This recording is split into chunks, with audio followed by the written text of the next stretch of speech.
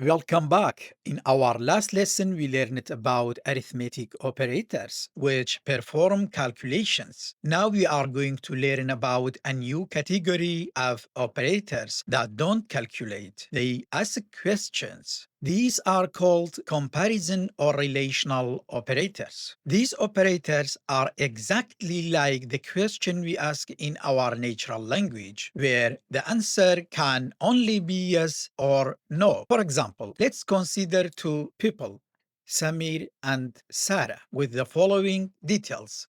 Samir age 13, height 150. Sarah age 12, height 160. Now let's ask some simple questions. Is Samir older than Sarah? The answer is yes. Is Samir taller than Sarah? The answer is no. Is Sarah shorter than Samir? The answer is no. In programming, yes is represented by true and no is represented by false. The questions we ask are the comparison operators. When we write Samir underscore age greater than Sarah underscore age, we are asking the exact same question and Python gives us exact same answer, true. The most important thing to remind is this. The result of any comparison operations is always a Boolean value, either true or false. Let's explore the tools we use to ask these questions. Okay, let's bring Samir and Sarah into our code and see how Python answers our questions. I will create a new file named comparison underscore operators.py. For example, Samir underscore age equal to 13, Samir underscore height equal to 150. Sarah underscore age equal to 12, Sarah underscore height equal to 160. First, let's ask if two values are exactly the same. We use the double equal sign for this. Print is Samir's age equal to Sarah's age, Samir underscore age, double equal sign, Sarah underscore age. Let's check the result.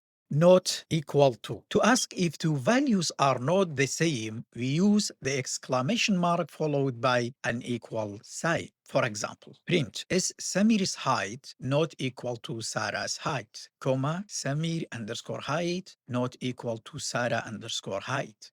Let's check the result. Greater than. To ask if the first value is greater than the second value, we use the greater than symbol. For example, print is Samir's age greater than Sarah's age, comma, Samir underscore age greater than Sarah underscore age. Less than. To ask if the first value is less than the second value, we use the less than symbol. For example, print is Samir's height less than Sarah's height, comma, Samir underscore height less than Sarah underscore height. Let's check the result. Greater than or equal to. Sometimes we need to ask if a value is greater than or equal to another. For this, we use greater than or equal to. For example, print is Samir's age greater than or equal to 13, Samir underscore age greater than or equal to 13. Let's check the result. Less than or equal to. And finally, to ask if a value is less than or equal to another, we use less than or equal to. For example, print is Sarah's height less than or equal to 150, Sarah underscore height less than or equal to 150. Let's check the result. As you can see, every single one of these questions resulted in a true or false value. These Boolean results are the foundation for building intelligent programs that can make decisions, which is exactly what we will learn in our next lesson on control flow. A very important final note. So far, we have only used these comparison operators to compare numbers, but their power is not limited to just numbers. You can use them to compare many other data types as well, like strings. How does that work?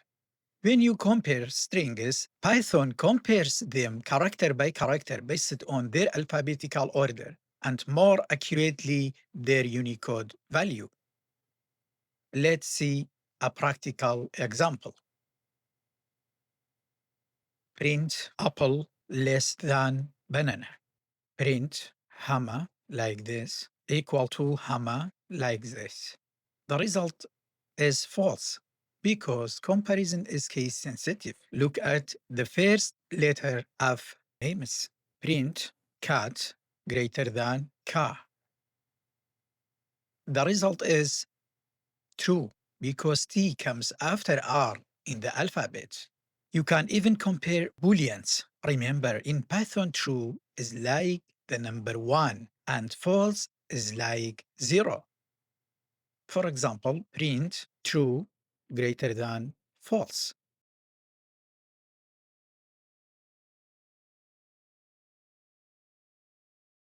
So, while you will most often use these operators with numbers, it is important to know that they are flexible tools that can be used to ask questions about many different kinds of data in Python.